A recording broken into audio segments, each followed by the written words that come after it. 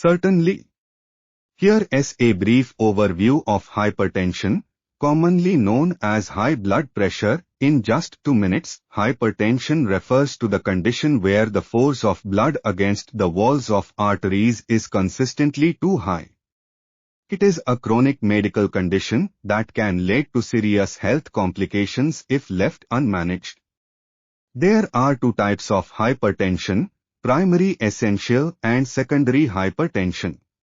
Primary hypertension is the most common type and has no identifiable cause, whereas secondary hypertension is caused by an underlying health condition, such as kidney disease or hormonal disorders.